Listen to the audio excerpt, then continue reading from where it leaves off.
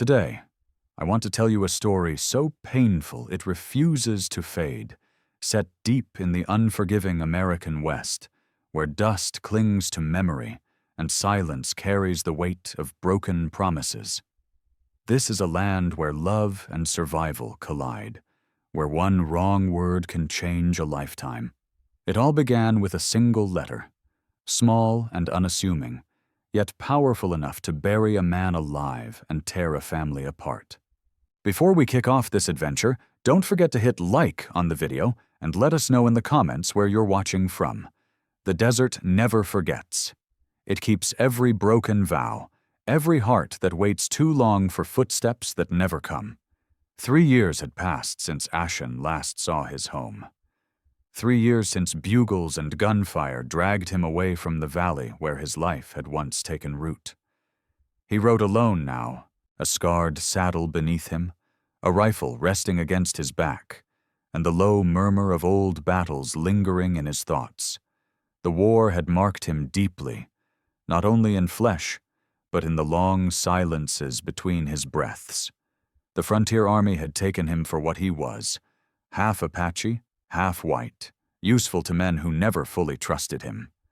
To the officers, he was a tool, tracker, scout, guide through land that hated the careless. To his own people, he was a man who had walked beside the enemy, and to himself, he was something in between, never fully claimed by either world. All he wanted now was enough peace to come home. The trail cut through country only the wind truly understood. Dry creek beds, murmuring cottonwoods, the sharp scent of mesquite drifting in the dusk. Ashen rode with the patience of a man who had learned there were no shortcuts left in life, only endurance and time. Beyond the low hills lay the valley of his youth, the only place that had ever felt like it belonged to him. In his mind, he could already see it. The small cabin by the creek, rough-hewn and stubborn like the life they had built. A woman's laughter seemed to ride the wind. The memory of her eyes, soft, steady, rose unbidden when she spoke his name. Lila Boone. She had been barely 19 when she chose him. Slender, quiet, yet fierce enough to stand against every warning and whisper. A white woman marrying an Apache man had been a scandal to many. To them, it had been salvation.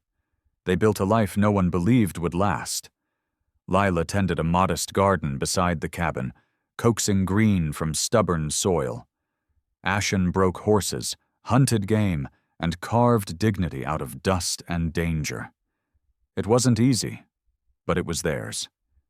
He could still feel the morning he left, her arms locked around him on the porch, her voice unsteady as she said, "Promise me you'll come back, only..." And he had promised. God help him, he had meant it. Now, as the sun bled red along the ridges, he rode back into that same valley, older, scarred, but still carrying her name in the quietest corners of his soul.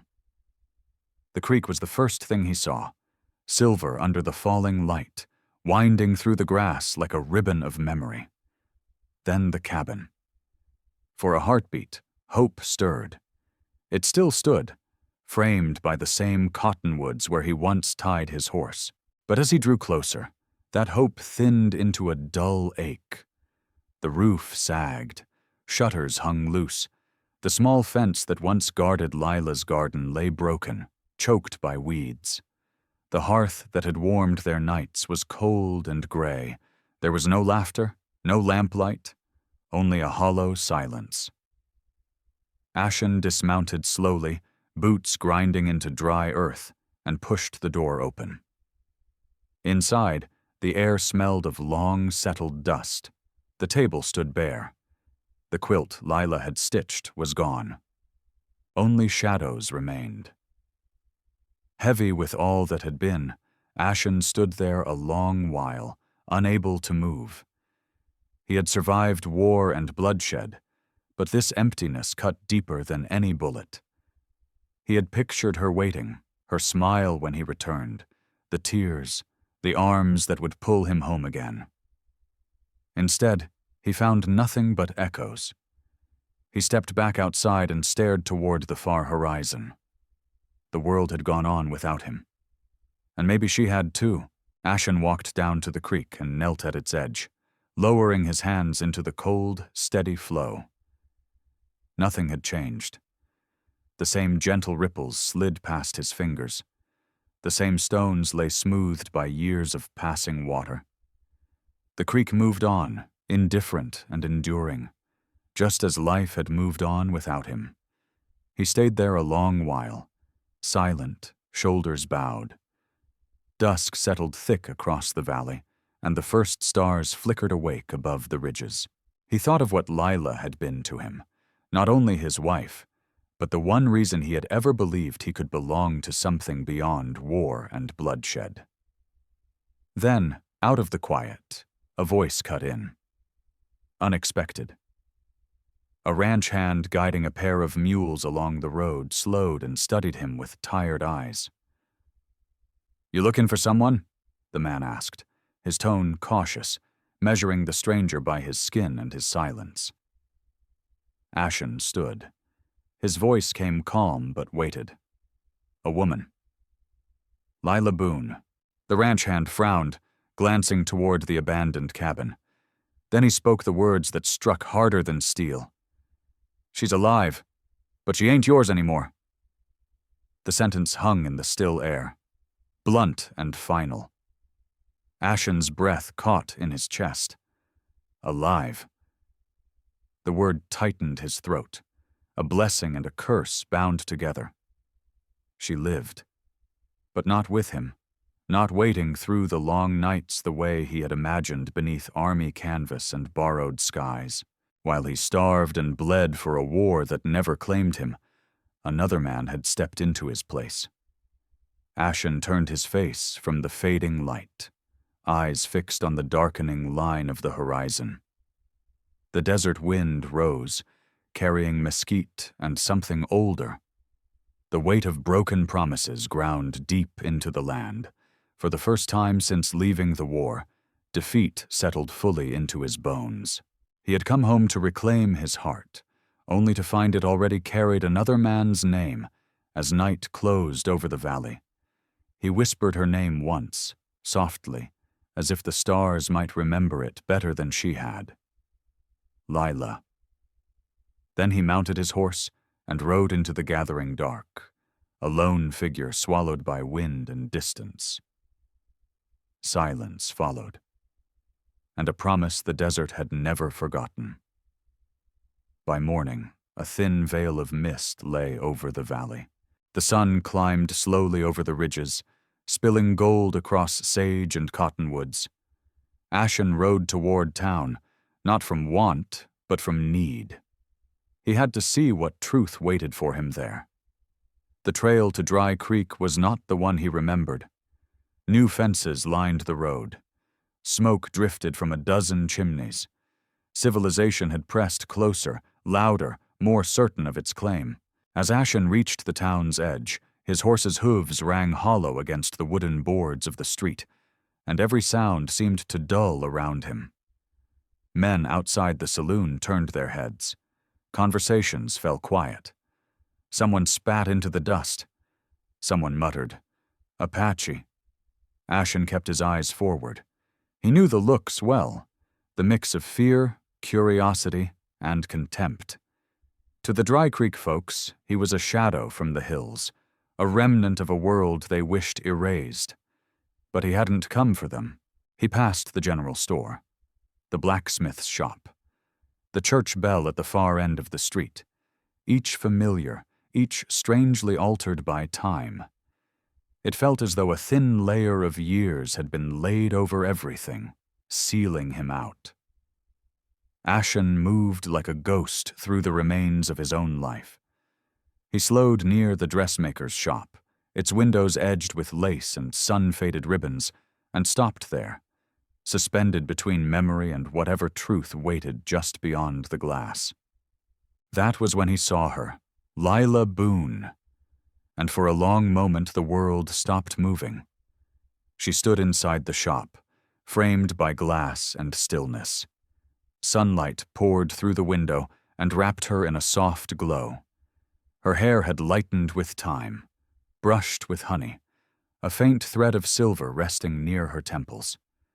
Her hands, still graceful, held a length of blue cloth against her chest as she spoke quietly with the seamstress. She was older. Yes, and yet more beautiful than memory had ever allowed. Not the beauty of youth, but the kind earned by surviving everything that once tried to break you. Beside her stood a man, tall, broad-shouldered, steady on his feet. His voice carried easily through the open door, low and warm, the sound of a man who belonged. Cole Rayner. The name burned through Ashen like a brand. Once they had ridden side by side, breaking horses, sharing whiskey, laughing as if the world had room for both of them. Now that same man stood at Lila's side, as though the years had chosen him instead. Ashen's gaze dropped. A small boy stood close to her skirts, no more than 3. He clutched a carved wooden horse, its paint worn thin along the edges. The child's laughter spilled into the street. Unguarded, pure. Then the boy turned. For a single instant, their eyes met through the glass. Dark eyes, almond-shaped, the color of riverstone after rain.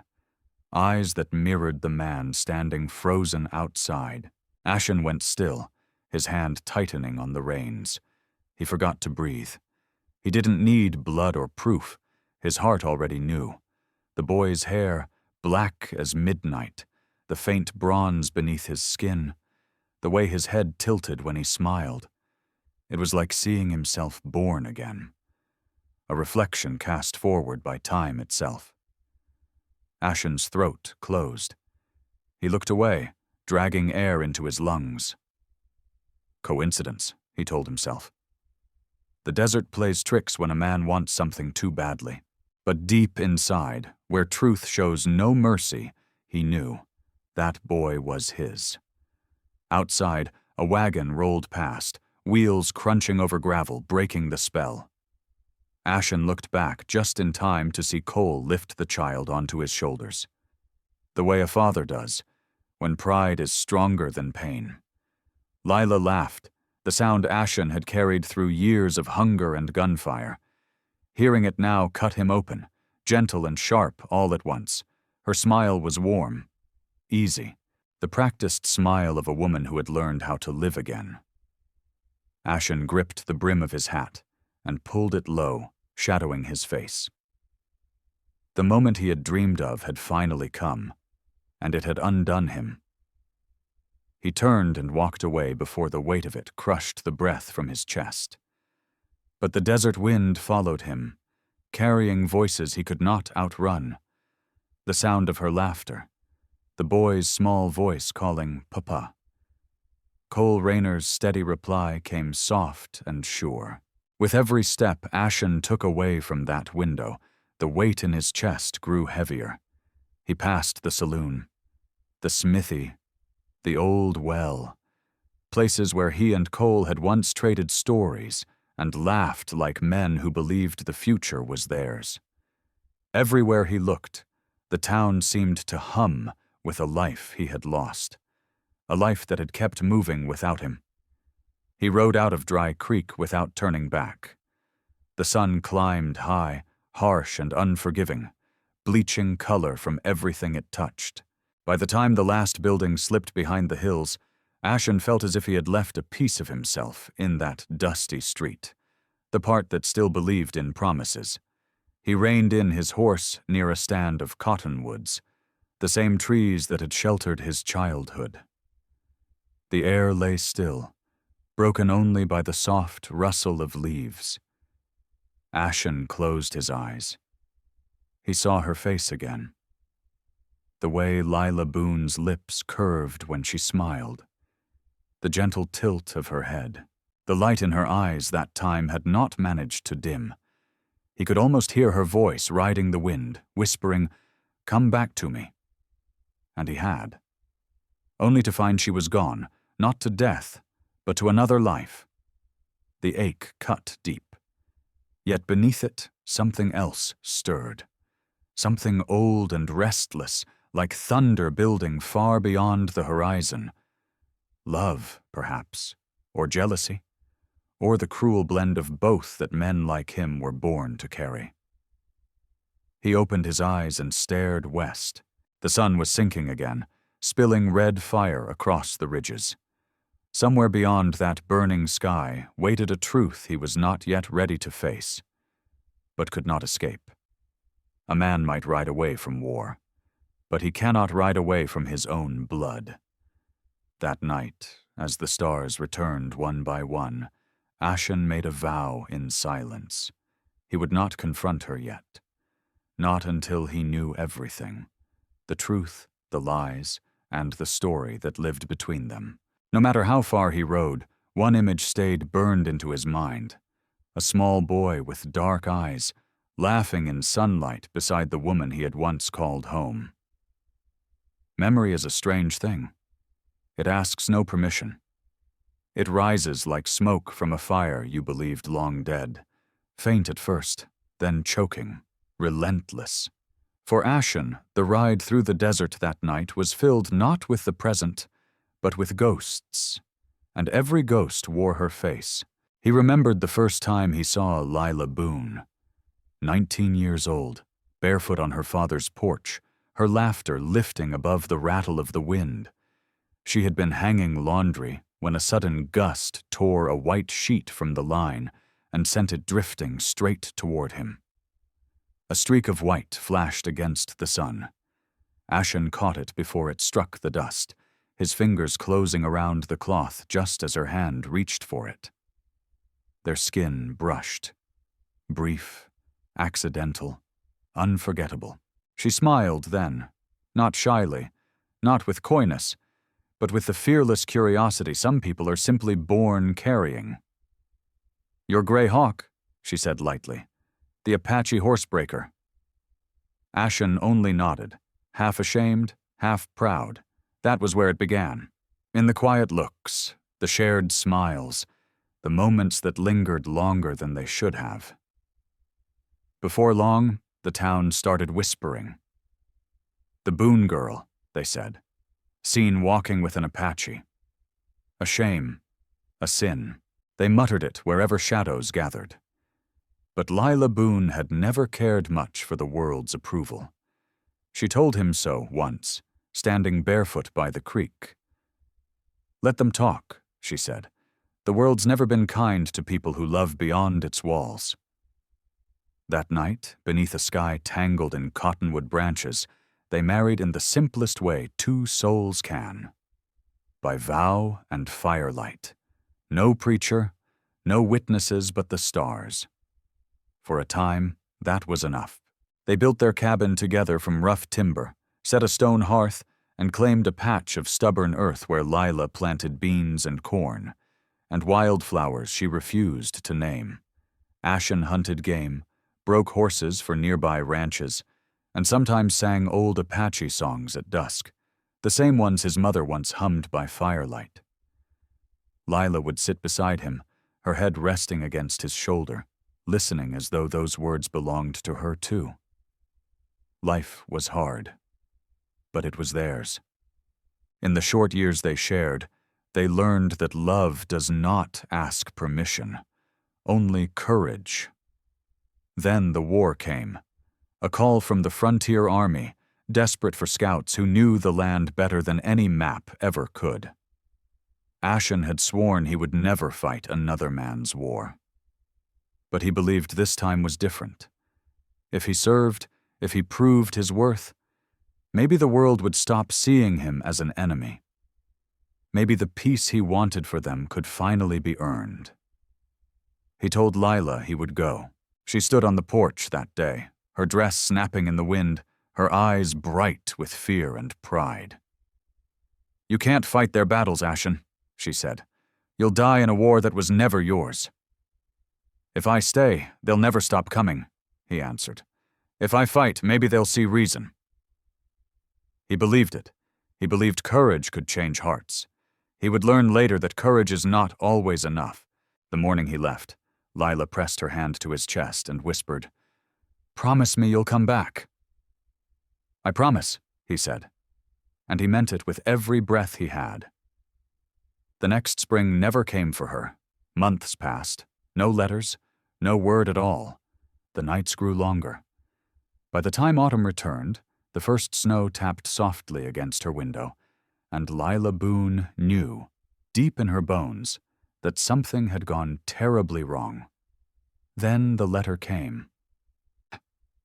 It arrived on a bitter morning, carried by a young soldier whose eyes held too much pity for someone so young. Owen Pike handed her the folded paper and spoke quietly, almost unable to meet her gaze. "He was brave, ma'am. They said he died near the San Carlos line." Lila remembered how her hands shook as she read the words. Private Ashen fell in service to the Frontier Army. The letters were neat, official, yet they struck like gunfire. The world went silent around her. She buried his knife by the creek and wore black for a year. But grief is heavier when it's carried alone, and the Dry Creek folks did nothing to lighten it. They whispered as she passed, "The Apache's widow." Some looked at her with pity. Most turned away. She was young, unprotected. And soon her body began to change. By late winter she felt the first faint flutter of life within her.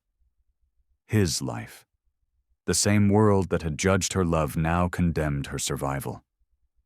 That winter was merciless. The garden failed early. Snow crept through the roof where it leaked. Her hands split and bled from cold and work. Hunger became familiar. The child was due in spring, but Lila wasn't sure she would live to see it. That was when Cole Rayner returned. Ashen's friend, the man who had once shared whiskey and campfire laughter with him. Cole had been away driving cattle when word of Ashen's death reached the valley. When he came back and saw Lila, alone, pregnant, nearly broken, something in him refused to let her disappear. He brought flour, patched the roof, split wood without being asked. He never spoke of pity, only showed up. When the time came, he stayed through the labor, fetching water, holding her hand as she cried out.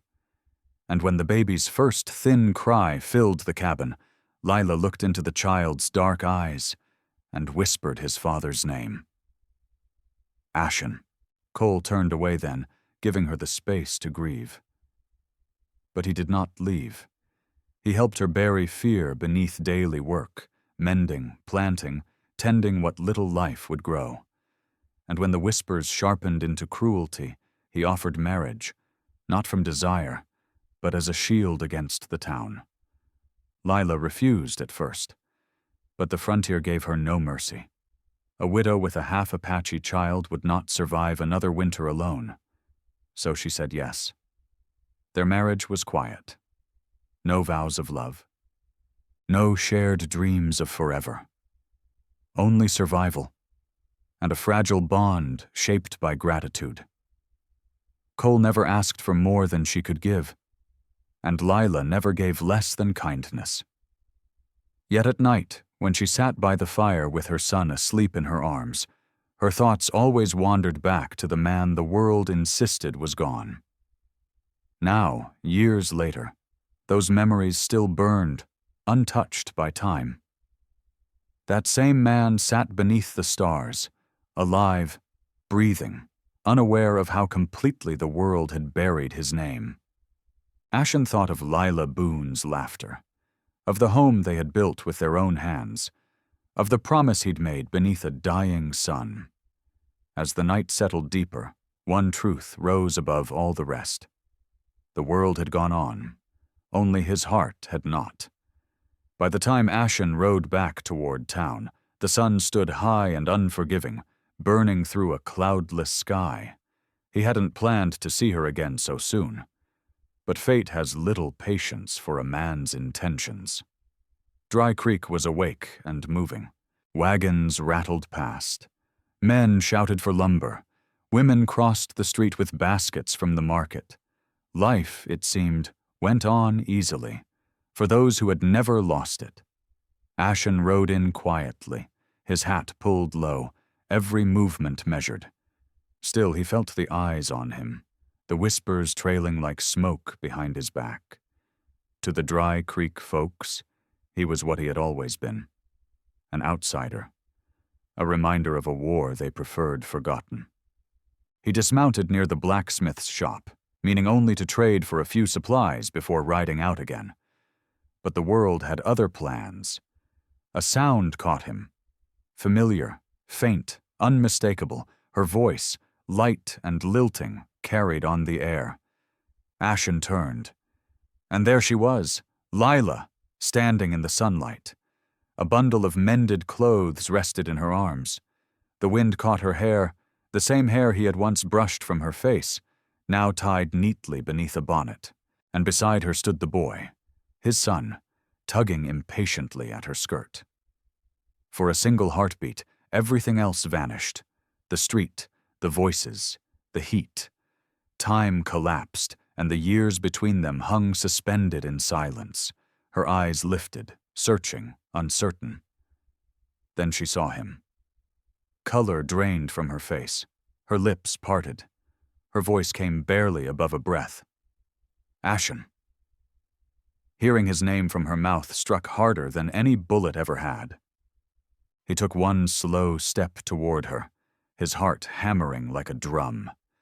But before another word could pass between them, a shadow crossed her path. Cole Rayner stepped out from the blacksmith's doorway. His sleeves were rolled, his stance calm but firm. The boy ran to him without hesitation, clutching his father's leg. Ashen froze. For a moment, none of them spoke.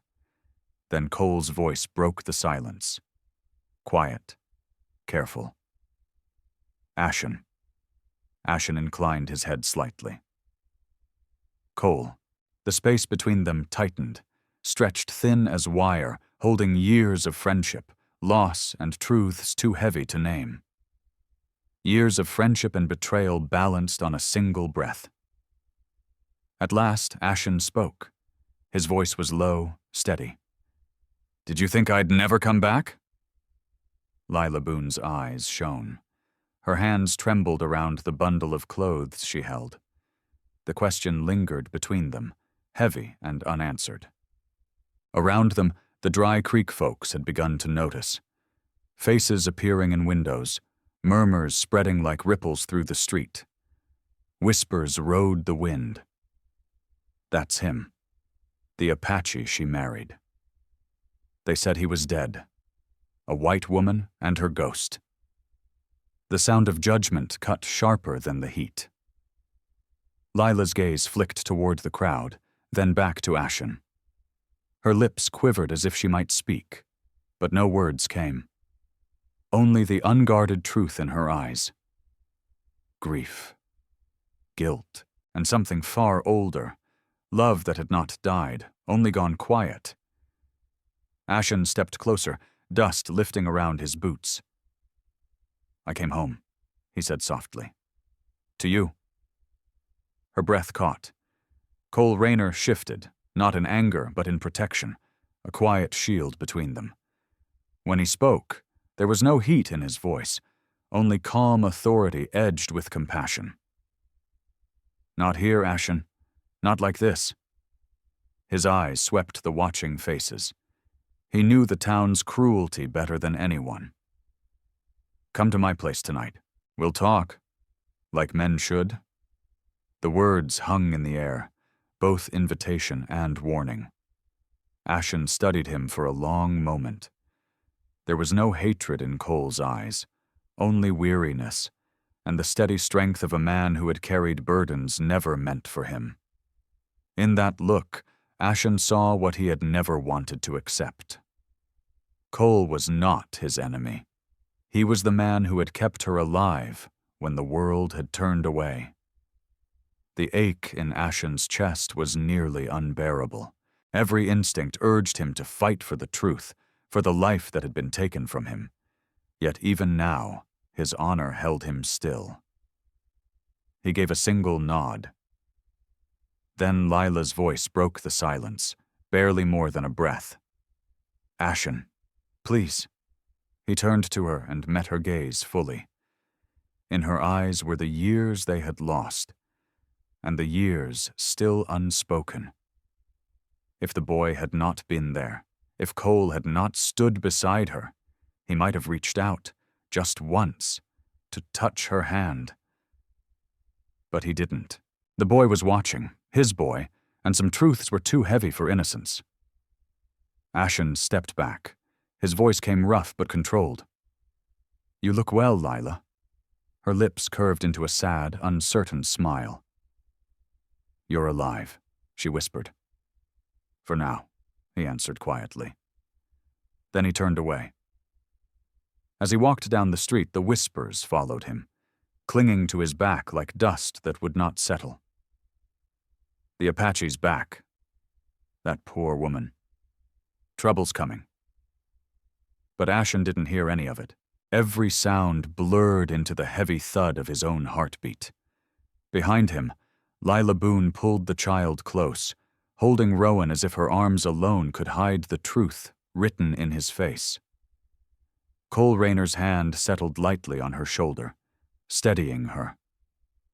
The boy's small voice broke through, uncertain. "Mama, who was that man?" Lila knelt, brushing the hair from Rowan's forehead. Her voice trembled despite her care. "No one, sweetheart. Just an old friend." The words struck Ashen like thunder. An old friend. He didn't turn back. He didn't let her see the wound those words carved into him. He swung into the saddle and rode through the dust, every hoofbeat echoing a truth he refused to speak aloud. That night, he would face them both. And when the sun fell behind Dry Creek, 3 lives, bound by truth, honor, and a love that had never truly died, would be forced to reckon with everything the years had buried.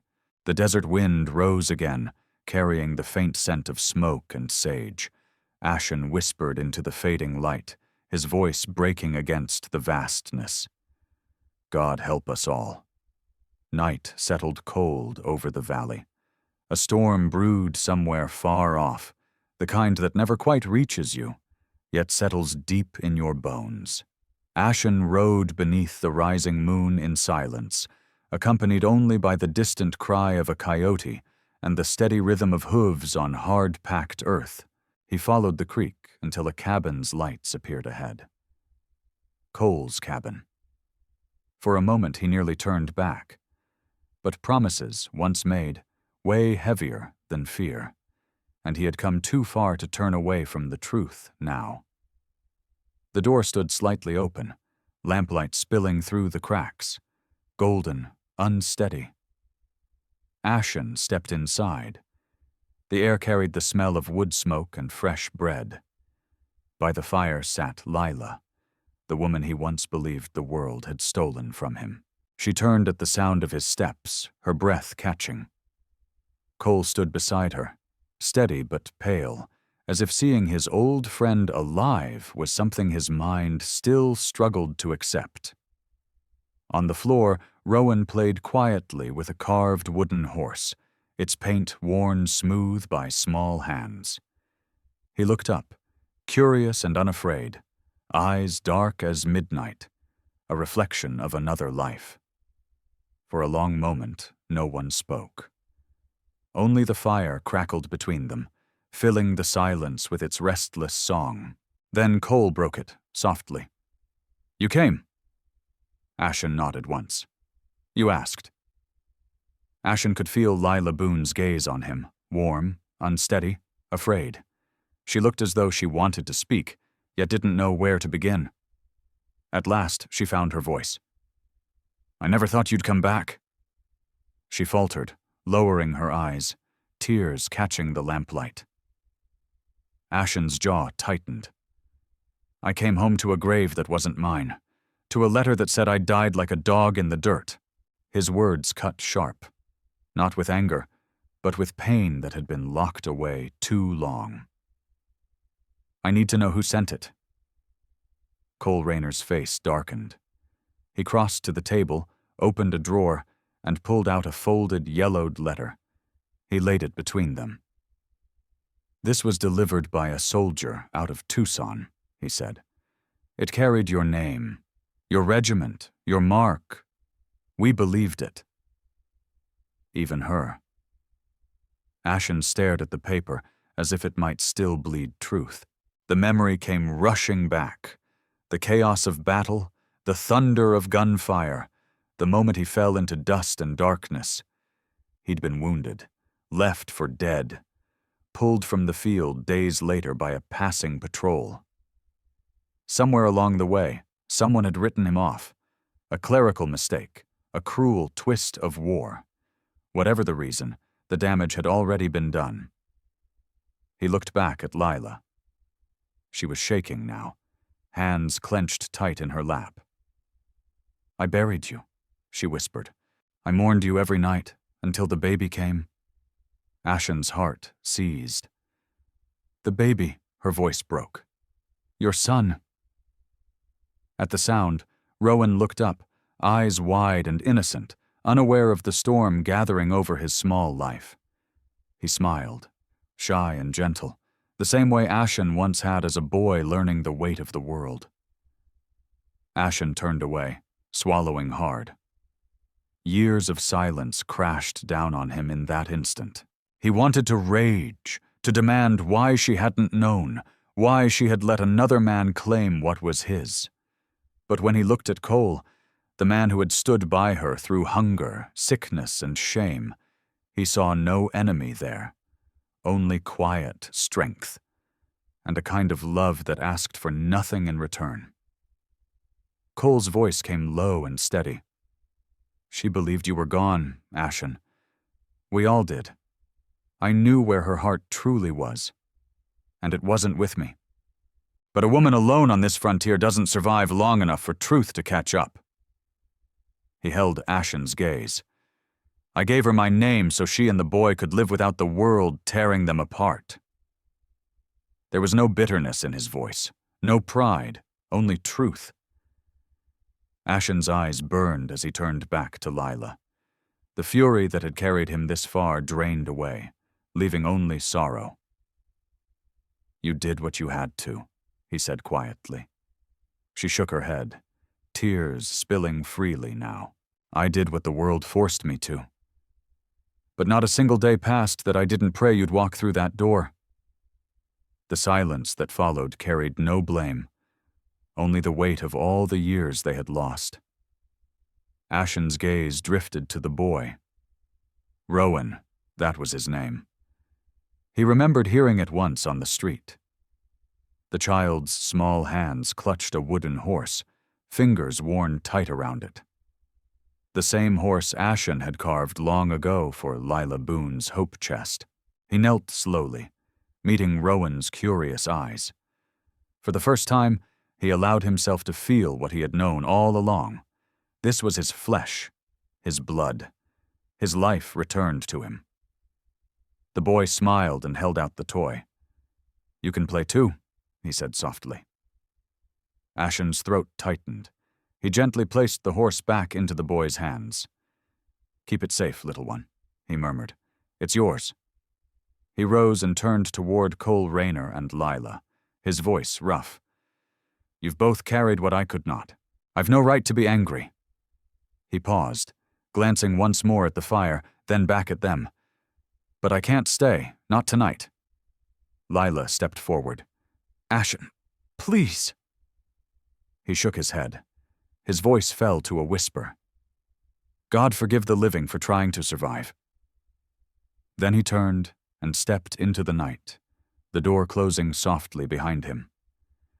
Outside, the desert wind rose again, cold, unyielding, carrying the scent of rain that would never quite fall. Ashen stood beneath the stars, staring into the dark, the firelight behind him flickering like a memory he could neither hold nor forget. Inside the small cabin, Rowan's laughter rang out, innocent, bright, and unbearably familiar. The weeks that followed passed like the slow turning of a blade. Winter crept down from the mountains, bringing long nights and breath that hung like ghosts in the air. In Dry Creek, time itself seemed to hesitate. Cole Rayner felt the season's edge first. It began as a cough, small, easy to ignore, the kind a man shrugs off after years in dust and wind, but it deepened. By December, it tore through him like wind through brittle pine. Consumption, Doc Harrow said, a word that meant little and everything at once. No cure, no mercy, only time, slipping away with every breath. Still, Cole worked. He chopped wood when he could, mended fences between fits of coughing. He pretended the blood on his handkerchief was nothing more than the cold. Lila knew better, but she never spoke the word. Some truths are too cruel to give a voice. Ashen stayed away at first. Keeping to the edges of the valley, Ashen told himself he was giving them peace. But the truth was harder. He didn't know how to face the man who had lived the life meant for him. And yet, night after night, his campfire burned within sight of the cabin. A silent vigil, an unspoken promise. From a distance, he watched the chimney smoke rise each morning. He saw Lila Boone tending the boy, her shawl pulled tight against the wind. He saw Cole Rayner, thinner now, shoulders bent, yet his hands remained steady as he guided Rowan's small fingers through the work of mending fence and tool. Without a word spoken, Ashen knew time was slipping away. One evening, after the sun had dropped and frost began to glitter along the creek, a shadow approached his camp. Ashen rose quickly, his hand going to the rifle, until he recognized the rider. Cole. He came on slowly, each breath shallow, a blanket draped over his shoulders. When he reached the fire, he dismounted with effort, leaning against the saddle for a moment before stepping forward. "Mind if I sit?" he asked, his voice rough with sickness and pride. Ashen nodded and gestured toward the fire. For a long while, neither spoke. Only the crackle of pine and the distant cry of a nighthawk filled the dark. Then Cole said quietly, "You've been watching us." Ashen didn't deny it. "It's hard not to." A faint smile touched Cole's lips. "You deserve to. The boy, he's yours." Ashen's chest tightened. He had always known, but hearing it aloud carried both relief and pain. Cole leaned forward, eyes fixed on the flames. "When I'm gone, they'll need someone strong enough to love them both. Promise me you'll be that man." Ashen turned away, jaw set. "You're asking much of me." Cole gave a thin, dry laugh. "No, my friend. I'm asking for what you already want." The words hung between them. Heavy, undeniable. Ashen looked at him then. Truly looked. The man who had once been his brother in arms now sat before him, hollowed by illness, yet lit by something far greater than pride. Love in its quietest form, the kind that gives and never asks to be repaid. Cole coughed again, bending with the effort. When he straightened, his eyes held a calm Ashen could not fully understand. "She still loves you," he said softly. "Always has. But she won't leave me while I breathe. She's too loyal for that." "When I'm gone," Cole said, "don't let that loyalty turn into a cage." Ashen felt his throat tighten. There were no words equal to that kind of grace. "I'll take care of them," he said, his voice rough. "You have my word." Cole Rayner nodded slowly. "Then I can rest easier. Not tonight, maybe, but soon." He rose with effort, hands trembling as he reached for the reins. Ashen stood to steady him. For a brief moment they remained there together. The dying man and the one who would carry his promise. Two men bound not by rivalry, but by the same love for one woman and one child. Cole looked at him, eyes gentle beneath the weariness. "Goodbye, brother," he said quietly. Ashen's reply barely carried. Goodbye. Cole rode back toward the faint glow of his home, the slow, uneven rhythm of hooves fading into the night until only silence remained. Ashen watched until the last shadow disappeared and the fire burned low, knowing that what had once been jealousy had turned into something pure, a sacred trust. Winter came early that year. The sky dulled to the color of pewter, and the wind cut through the valley like a blade. Each dawn, frost edged the window panes, and the creek, once silver and laughing, slowed beneath a thin skin of ice. Inside the cabin on the hill, the fire burned day and night, and still never seemed to give enough warmth. Cole's cough echoed softly through the walls, weaker now, as though each breath were borrowed. Lila Boone sat at his side, wiping his brow with trembling hands, whispering prayers she no longer believed would be answered. The boy slept curled in a blanket near the hearth, unaware that the world around him was preparing to let go of something good. Ashen came each day without asking. He brought wood, hunted game, mended fences no one else had the heart to fix. He spoke little. His voice belonged to silence now, but his presence was steady, a quiet anchor against the storm to come. He and Cole rarely spoke of what they both knew. Men like them did not waste breath on death. Sometimes their eyes met across the firelight, and that was enough. Between them hung a simple truth. One man was leaving, the other was staying, and both understood the weight of it as the first snow began to fall. The world went still. The mountains vanished into white, and the valley lay hushed beneath winter's breath. It was on that morning that Cole Rayner took his final breath. Lila woke before dawn to the sound of his struggle. She called his name, her voice breaking, the words catching in the cold air like mist. Ashen was already on the porch when she cried out.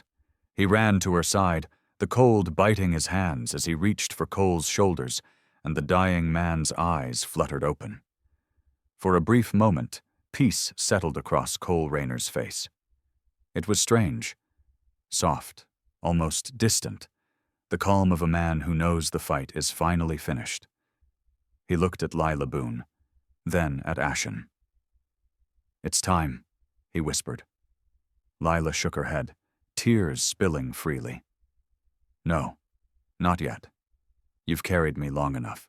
Cole reached for Ashen's hand and gripped it with the strength that only love and duty can summon at the end. "Keep your promise," he murmured. "Take care of them." Ashen's throat closed. He could only nod once. "I will." Cole's eyes eased, a faint smile touching his lips. "Good. Then I can rest." And with that, he was gone. They buried him that afternoon on a rise overlooking the valley, where the cottonwoods leaned into the wind. The ground was frozen hard, and Ashen's hands bled before the grave was deep enough to hold a man's peace. He didn't stop until the work was finished. Beside him, Lila stood pale and unmoving, Rowan clutching her hand as the last earth was laid. Lila knelt and placed a single sprig of cedar atop the mound. Her voice trembled in the cold air. "He saved us when the world turned cruel." Ashen bowed his head. "Then I'll honor him by keeping that promise alive." The wind moved through the trees, whispering like a benediction. In the weeks that followed, grief filled the cabin like a quiet shadow. Patient, unspoken. Lila moved through her days in silence, her face drawn but steady. Rowan grew quiet, too, his laughter replaced by long stretches of thoughtfulness no child should have to carry. Ashen stayed close. He worked the land. He hunted when the pantry ran low. He patched the roof when the snow began to melt. He didn't speak of Cole. He didn't press Lila with comfort she wasn't ready to receive. He simply stayed, because love, he had learned, was sometimes nothing more than presence. Each night the fire burned. And sometimes, when Rowan cried in his sleep, Ashen would hum an old Apache lullaby, the same one his mother once sang to him. The boy would settle, curling into the sound as if it were something he had always known. Day by day, the valley began to thaw. Snow slid from the trees, revealing green shoots beneath the frost. Slowly, Rowan began to laugh again. Soft at first, then free. He followed Ashen everywhere, small boots leaving tracks beside larger ones.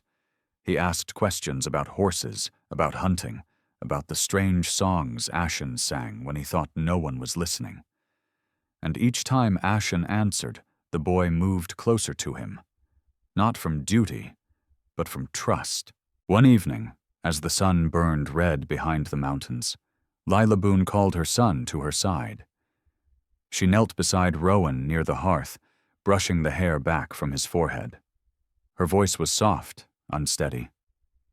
"Sweetheart, do you know how much your papa loved you?"